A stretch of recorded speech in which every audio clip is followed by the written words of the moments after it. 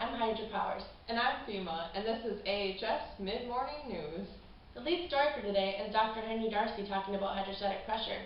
But first, let's take a look at the dam built in Legoland by Lego World Construction. The dam was built in order to provide Legoland with hydropower, water resource management such as ecology, irrigation, and water supply, and also floodplain management. The dam is a clean source of energy and helps the surrounding city with water management.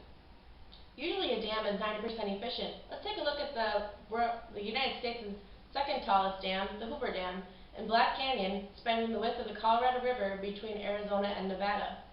The Hoover Dam has 17 main turbines, 9 of which are on the Arizona wing and 8 on the Nevada wing. The dam has an approximate capacity of 2,080 megawatts, and the plant itself is rated for a capacity of almost 3 million horsepower. Incredibly, the dam has an average annual net generation of 4.2 billion kilowatt hours. It also has a maximum annual net generation of 10.3 billion kilowatt hours.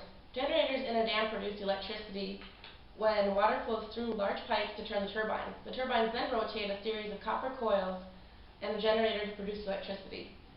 What also amazes me is the 45,000 pounds per square foot of water pressure this dam has at the base. That is incredible. Well, now let's go to Dr. Darcy with more information about dams and the energy principle behind electricity production. Thank you, Hydra. I've got a quick joke for you, though. What does the fish say when it runs into a concrete wall? We don't know. Damn! Okay, what are you supposed to talk about again today? Alright, I thought it was a funny joke, but I'm here to talk about the hydrostatic pressure and the energy principle. First, we'll talk about the hydrostatic pressure. Behind a dam, we have a height of water, which is here, and the maximum pressure, which is down here, and the minimum pressure, which is up here. The minimum pressure is equal to 0 because the water level is 0 at the top of the dam. When we look at the bottom of the dam, our maximum pressure is down there. If we look at the Hoover Dam, the maximum pressure was 45,000 pounds per cubic foot. So that would be down here. We can use this equation, which is pressure is equal to the specific weight of water times the height of the water. Using that 45,000 pounds per cubic feet, we can find that the height of the water behind the Hoover Dam is roughly 721 feet at the maximum pressure. Using this equation here, we can find the force that is applied to the dam using the pressure and the area. When we're looking at this, normally we are talking about the average pressure, which we find by adding the minimum pressure and the maximum pressure and dividing by 2, which roughly would fall in the middle of the pressure line. Now we'll show you an example using the flume in the AHS department.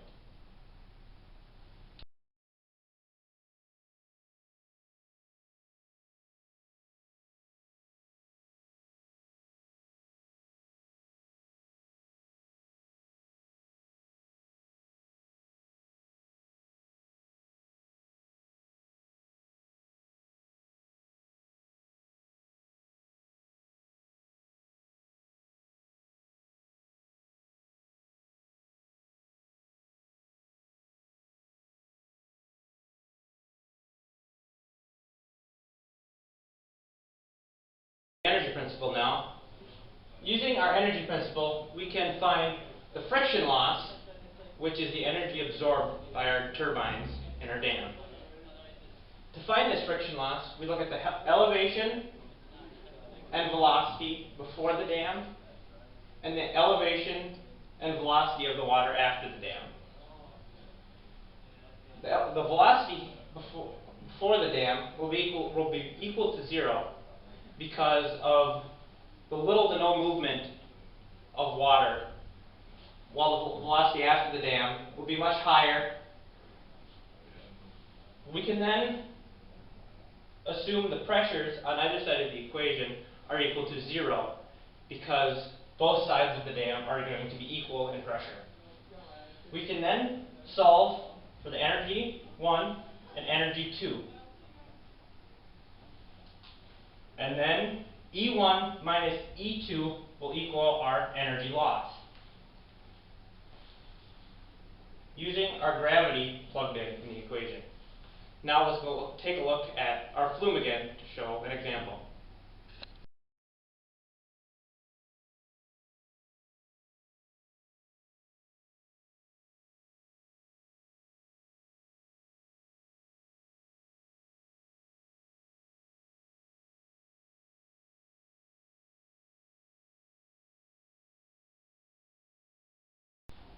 Thank you, Dr. Darcy, for that very informative lecture on hydrostatic pressure and the energy principle.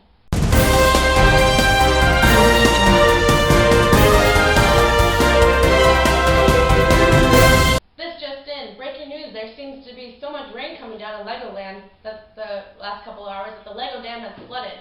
Let's go live to our reporter Stormy Weathers, who's at the scene. Stormy, what are you seeing out there?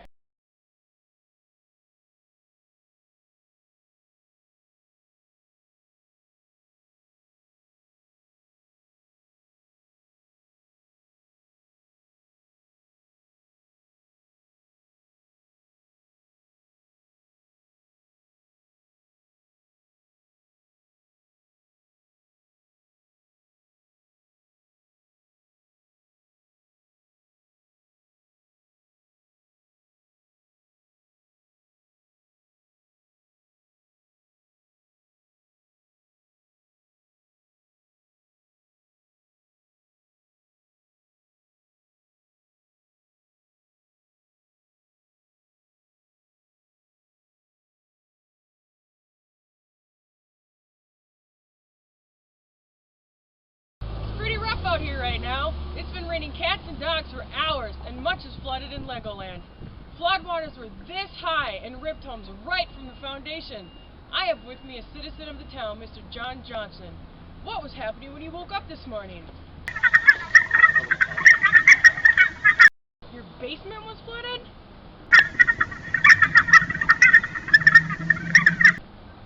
You and your family are going to be leaving ASAP? We wish you and your family the best of luck and a hope for a safe return. Now I have with me Officer Briggs. How's the situation from your perspective? You've issued an evacuation of the city? When is the last time that Legoland experienced this kind of weather?